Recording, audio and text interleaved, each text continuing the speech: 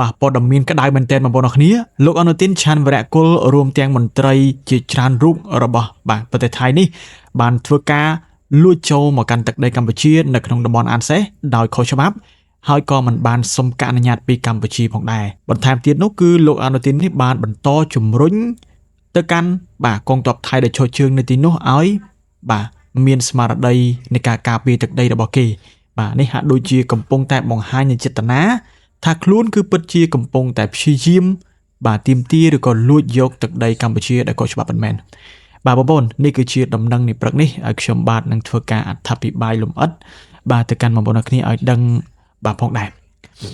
បាទកាលពីថ្ងៃទី23ខែសីហាឆ្នាំ2026ថ្មីនេះបើយោងតាមសេចក្តីរាយការណ៍របស់សារព័ត៌មានថៃមួយបានឲ្យដឹងថាលោកអនុទានឆាន់វរៈគុលដែលជានាយករដ្ឋមន្ត្រីរបស់ថៃព្រមទាំងមន្ត្រីជាន់ខ្ពស់ថៃធំជាច្រើនរូបបានធ្វើការជិះឧទ្ធម្ភាគចក្រឬក៏ថាជិះកតុំរុយណាបងប្អូនបានមកចុះចតនៅក្នុងតំបន់អានសេសដែលមានទីតាំងស្ថិតនៅក្នុងស្រុកជាំខ្សាន្តខេត្តព្រះវិហារនៃទឹកដីប្រទេសកម្ពុជារបស់យើងបាទបញ្ហាធំនោះគឺ